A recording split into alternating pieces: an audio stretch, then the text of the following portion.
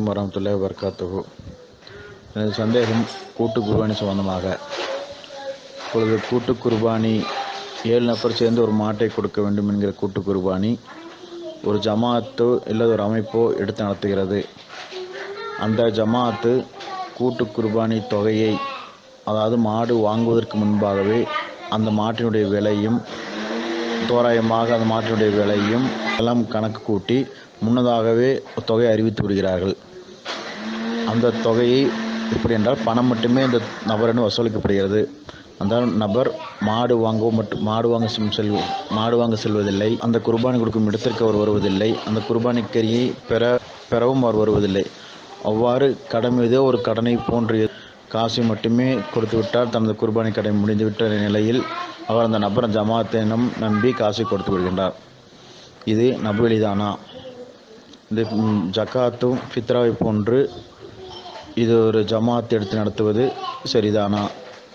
இதற்கு நபி வழியிலே நமக்கு வழிகாட்டுதல் இருக்கிறதா? குர்ஆன் ஹதீஸ் மூலம் இதை விளக்குமாறு அன்புடன் கேட்டுக்கொள்கின்றேன். இந்த குர்பானி கொடுக்குறோம் இல்லையா, குர்பானி என்பது பெருநாள் தினத்தில் கொடுக்க வேண்டும்.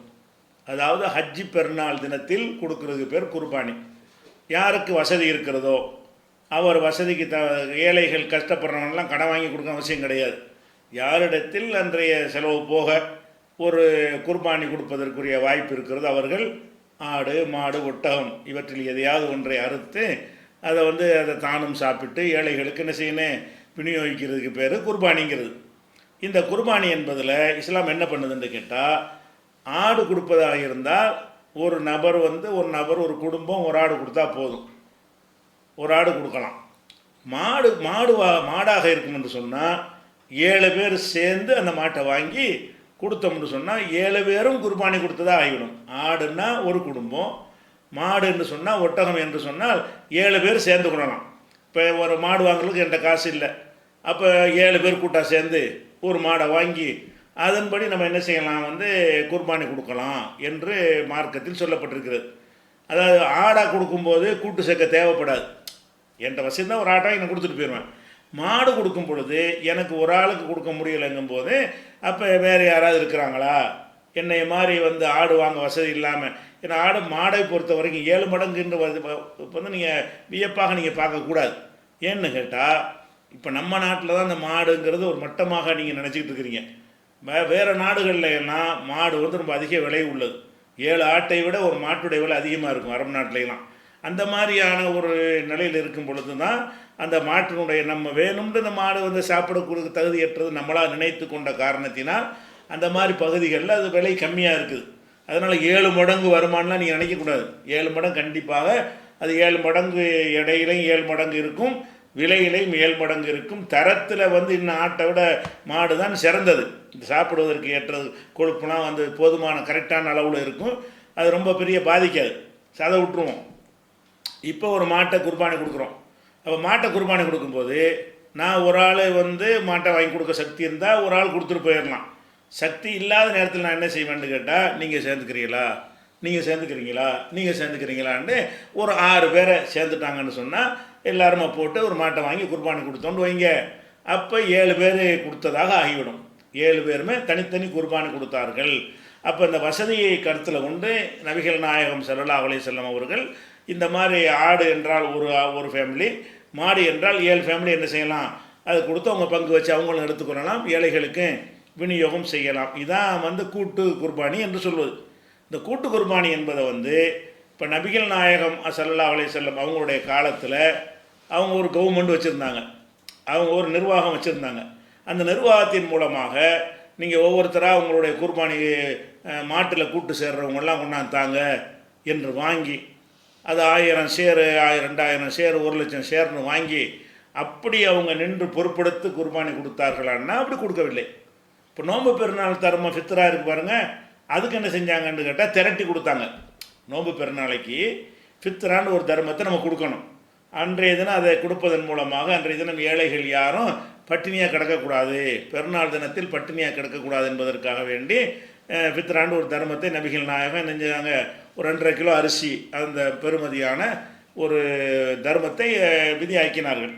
அந்த தர்மத்தை என்ன செஞ்சாங்க தெரியுமா, எல்லாரும் ஒன்றா இங்கே தாங்க, தர்மத்தை எல்லாம் என்ன செய்யுங்க, ஒவ்வொருத்தரும் தங்களுடைய குடும்பத்தில் 10 பேர் இருந்தால் 10 பேருக்குரிய அந்த தர்மத்தை கொண்டாந்து கொடுங்க, 5 பேர் இருந்தால் 5 பேருடைய தர்மத்தை கொண்டாந்து கொடுங்க என்று எல்லாருடைய தர்மத்தையும் திரட்டி வைத்து, அதற்கு இந்த அபூ ஹுரைராங்கிற ஒரு நபித்தோழரை பொறுப்பாளராக போட்டு அந்த ரமலானுடைய கடைசி நாட்களில் என்ன செய்வாங்க, திரட்ட ஆரம்பிச்சிடுவாங்க. திரட்டினோன்னா அதிகமாக சேர்ந்துருமா, அதை என்ன செய்வாங்கன்னு கேட்டால் தேவை உள்ளவர்களுக்கு பிரித்து கொடுப்பார்கள். யார் யாருக்கு தேவை இருக்குதோ அவங்களுக்கெல்லாம் கொடுப்பாங்க. இப்படி திரட்டி கொடுப்பதனால் என்ன நன்மை ஏற்படும் என்று கேட்டால், அதாவது தேவை உள்ள எல்லாரும் கிடைச்சிடும். நீங்கள் அவரவர் கொடுத்தீங்கன்னு சொன்னால், நான் கொடுக்குறதையும் ஒரு இப்ராஹிம் ஷான்னு வச்சுக்கிறோமே, நான் கொடுக்குற ஃபித்ராவை இப்ராஹிம் ஷா வாங்கிக்கிடுவார், நீங்கள் கொடுக்குறது அவர் தான் வாங்குவார், நீங்கள் கொடுக்குறது அவர் தான் வாங்குவார், வீடு வீடாக போய் வாங்குவார். யாரெல்லாம் வெட்கத்தை விட்டு இந்த மாதிரி அலைகிறார்களோ அவர்கள் நிறைய பெற்றுக்கொள்வார்கள். சாப்பாட்டுக்கு வழி இருக்காது, யார்ட்டும் கேட்க மாட்டான், ரோசக்காரன், அவன் அன்னைக்கு பசியாக தான் இருப்பான். அப்படிப்பட்டவனுக்கு கிடைக்குமானா கிடைக்காது. அப்போ நம்ம ஒரு கவர்மெண்டில் ஒரு நிறுவனத்தில் திரட்டி வைத்து கொண்டு நம்மளாக தேடி போய் எல்லாருக்கும் கொடுத்தோம் என்று சொன்னால் யாரும் விடுபட மாட்டாங்க என்பதற்காக வேண்டி நபிகள் நாயகம் அவர்கள் என்ன செஞ்சாங்கன்னு கேட்டால், ஃபித்ரா என்ற தர்மத்தை இண்டிவிஜுவலாக கொடுக்க தனித்தனியாக கொடுக்க வேண்டிய தர்மமாக இருந்தாலும் தனித்தனியாக கொடுத்தீங்கன்னா ஒரு சில பேர் அம்புட்டு வாங்கிடுவாங்க, தேவையுள்ள எல்லாருக்கும் கிடைக்காது. அப்போ ஒருத்தருக்கு ரொம்ப அதிகமாக போய்விடும், சில பேருக்கு கிடைக்கவே செய்யாது. அதற்காக வேண்டி நம்ம திரட்டி வைத்து கொண்டு ஒரு வீடு பாக்கி இல்லாமல் நம்மளாக கொண்டு போய் அவங்களுக்கு கண்ணியமான முறையில் கொடுத்தோம் என்று சொன்னால், தேவையான பொருள்கள்லாம் கொடுத்தால் அது அதிக பயனுள்ளது என்று செஞ்சாங்கல்ல. இந்த மாதிரி குர்பானிக்கு செய்யலாம் தானே, ரசூலா செய்யலை. குர்பானி எவ்வளோ பேர் குர்பானி கொடுக்குறீங்க, முழு ஆடு கொடுக்க வசதி இல்லாதவங்க இருப்பீங்க, மாட்டில் ஒரு சேரக்கூடியவங்க இருப்பீங்க. யாரெல்லாம் மாட்டில் சேர்றீங்களோ அந்த சேரை கொண்டு கொடுங்க என்று நபிகள் நாயகம் வாங்கி ஒரு ஒரு ஒரு 1000 சேரை வாங்கி 1000 சேருக்குள்ள ஒரு மாட்டை கொடுத்தாங்களான்னு கேட்டால், அப்படி ரசூல் ஸல்லல்லாஹு அலைஹி வஸல்லம் காலத்தில் அந்த ஏற்பாடு செய்யலை. வேறு என்ன செஞ்சாங்க, நீங்கள் 7 பேர் சேர்ந்து கொடுத்துக்கிறங்க, 7 பேர் சேர்ந்து கொடுத்துக்கிறங்க. ஏன் அப்படி செஞ்சாங்கன்னு கேட்டால், ஃபித்ராங்கிறது 2.5 கிலோ அரிசி, 2.5 கிலோ அரிசி, பேரிச்சம்பழம் என்ன வேண்டாம் வச்சுக்கிடலாம். அவரவர் தகுந்தவாறு அவருடைய கடமை அவர் கொடுத்துட்றாரு. இண்டிவிஜுவலாக முடிந்து விட்டது, அது நிர்ணயிக்கப்பட்டது, தெரிஞ்சு போன ஒரு விஷயம். ஆனால் மாடுங்கிறது அது ஒரு தரத்தில் இருக்குமா, ஒரு மாட்டினுடைய விலைங்கிறது எப்போ பார்த்தாலும் ஒரே அளவாக இருக்குமா, 1000 ரூபான்னு இருக்குமா, 2000 ரூபான்னு இருக்குமா, 10,000 ரூபான்னு இருக்குமா, 20,000 ரூபான்னு இருக்குமா, பல தரத்தில் இருக்கும். அந்த மாட்டினுடைய வயசு, அந்த மாட்டினுடைய எடையை பொறுத்த வரைக்கும் அது என்ன செய்யும், 20,000 ரூபாய்க்கு மாடு இருக்கிறது, 60,000 ரூபாய்க்கு மாடு இருக்குது. அப்போ 20,000 ரூபா மாட்டுக்கு வாங்குறதா, 60,000 மாட்டுக்கு வாங்குறதா, 7ல் ஒரு பங்குங்கிறது எதை வச்சு வாங்குறது, அது நிர்ணயிக்க முடியாது. ஏன் வாங்கலைன்னா, வாங்கினால் அது சாத்தியப்படாது. என்ன தொகையை சொல்லி வாங்குவீங்க. அப்போ ஒரு மாட்டை பார்த்து மாட்டை பேசி, இந்த மாடு 15,000 ரூபா இருக்குது, ஆளுக்கு 2,100 ரூபா கொடுங்க அப்படின்னு சொல்லி என்ன செய்யலாம், அந்த மாட்டுக்கு உள்ள எடையையும் விலையையும் வைத்து 7ஆக டிவைட் பண்ணி அந்த அறுக்கிற கூலி மற்றெல்லாம் சேர்த்து ஒரு தொகையை நிர்ணயித்து வாங்கலாம். எப்போ, அந்த மாட்டினுடைய இன்ன மாடு தான் என்று தெரிஞ்சால் தான் வாங்க முடியும். அப்படி இல்லை, அதனால் நபிகள் நாயகம் ஸல்லல்லாஹு அலைஹி வஸல்லம் நினைஞ்சிட்டாங்கன்னு கேட்டால் 7 பேர் சேர்ந்து கொள்ளலாம்னு ஒரு பர்மிஷன் கொடுத்தார்களே தவிர, அதை அவர்கள் நினைத்தால் ஒரு அரசாங்கம் வச்சுருந்தாங்க, நீங்கள் சேர்ந்துக்கிட்டு ஒரு சங்கத்தில் செய்கிறதுக்கு சிறப்பாக செய்ய முடியும். ஆனால் ஒரு கவர்மெண்ட் வச்சுருந்தும் கூட என்ன செய்யலைன்னு கேட்டால், ஷேர் வாங்கி குர்பானிக்கு உள்ள பங்குகளை எல்லாம் வாங்கி அந்த கொடுக்கறது செய்யாமல் அவங்கவுங்களா சேர்த்துக்கிட்டார்கள் என்பது தான் நம்ம ஹதீஸில் நம்ம பார்க்குறோம் குர்பானி விஷயம். ஆனால் இப்போ என்ன, அந்த கேள்வி எதுக்கு வருதுன்னு கேட்டால், நடைமுறையில் இப்போ அந்த கேள்வி வரக்கூடிய காரணத்தை விளைவிக்கிறணும். இப்போ நம்ம நடைமுறையில் என்ன செய்கிறாங்கன்னு கேட்டால், சில பேர், சில இயக்கங்கள், சில சங்கங்கள், சில குழுக்கள் என்ன செய்கிறாங்கன்னா, நாங்கள் கூட்டு குர்பானி நாங்கள் முன்னின்று உங்கள் சார்பாக கொடுக்குறோம் அப்படின்னு சொல்லி ஒரு ஷேரு 3000, ஒரு ஷேரு 4000, ஒரு ஷேரு 2,500, ஒவ்வொருத்தரும் ஒரு தொகையை போட்டு நீங்கள் 4,000 ரூபா கொடுங்க அப்படின்னு சொல்லி என்ன செய்கிறாங்க, 7 பேருடைய பங்கை 28,000 ரூபா வாங்கிடுறாங்க. உதாரணமாக 4,000 ரூபா பங்கு என்று சொன்னால் 7 பேரிடத்தில் வாங்கக்கூடிய தொகை எவ்வளவு, 28,000 ரூபா. 28,000 ரூபா வாங்கி விட்டார் என்று சொன்னால் அந்த 28,000க்கு தானே மாடு வாங்கணும். அது வாங்குவாங்களால தெரியாது. 28க்கு வாங்கினாங்களா, 20க்கு வாங்கினாங்களா 15க்கு வாங்கினாங்களா? 15க்கு வாங்கினால் மீதி உள்ள ரூபா என்ன ஆகுறது? அந்த 15க்கு வாங்கினோம் என்பதை வந்து இந்த பங்கு சேர்ந்தவனுக்கு சொன்னார்களா? அதெல்லாம் செய்யணும்ல. இந்த அப்போ அவங்களோட 4000 ரூபா வாங்கியிருக்கிறோம், இதை வந்து நாங்கள் உத்தேசமாக தான் வாங்குகிறோம், மாட்டுடைய விலையை பார்ப்போம். விலையை பார்க்கும் பொழுது 20,000 ரூபாய்க்கு மாடு கிடைத்து விட்டதுன்னு சொன்னால் அதில் தகுந்தவாறு எடுத்துக்கொண்டு மீதி உங்கள்கிட்ட தந்துடுவோம். 28,000 ரூபாய்க்கு தான் கிடைக்குதுன்னு சொன்னால் உன் கணக்கு சரியாக போய்விட்டது. 28 கிடைக்கல, 30க்கு தான் கிடைக்கிது என்று வந்தால் நீ கொடுத்த ரூபாயை விட என்ன செய்கிறது, இன்னொரு 4,000 ரூபாயை விட இன்னும் கொஞ்சம் கூடுதலாக தேவைப்படும்னு வாங்கிக்கிடுவோம். இப்படி தான் அதை செய்யணுமே தவிர, சகட்டு மெனிக்கிற மாட்டினுடைய பல தரம் இருக்கிறது.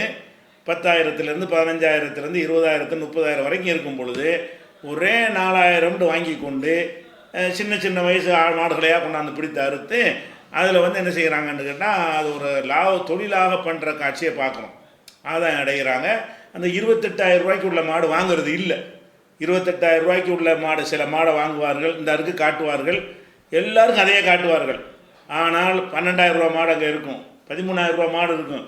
மாட்டு எண்ணிக்கையை வச்சுட்டு இத்தனை மாடு சரியாக போச்சுன்னு சொல்லி அதை ஒரு பிஸ்னஸாக பண்ணுகிறார்கள் என்கிற ஒரு காரணத்தினால தான் இப்போ வந்து இந்த சகோதரர் ஒரு கேள்வியை கேட்குறாரு. அப்போ இதுதான் அவருடைய கேள்வி. இந்த கேள்வியில் என்ன 2 விஷயம் கேட்குறாரு. ஒன்று, இப்படி செய்வது மார்க்கத்தில் கூடுமா என்று ஒன்று.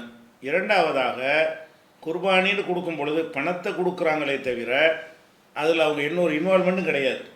என்ன வாங்குகிறான், என்ன செய்கிறான், அந்த இடத்துல போய் பார்க்குறது இல்லை, மாடு அறுக்கிறதோட பங்கெடுக்கிறது இல்லை, பணத்தை மட்டும் கொடுத்தா போதும்னு நினைக்கிறாங்க. இது சரியாங்கிறாங்க. ஃபஸ்ட்டு விஷயம் வந்து அதில் ஹதீஸில் வரக்கூடிய வாசகம் என்னென்னு கேட்டால், இஷ்தரக்கனா மான் நபி ஸல்லல்லாஹு அலைஹி வஸல்லம் ஃபில் ஹஜ்ஜி உல் உம்ரத்தி ஃபீ குல்லி சபாத்தின் ஃபீ பதனத்தின்.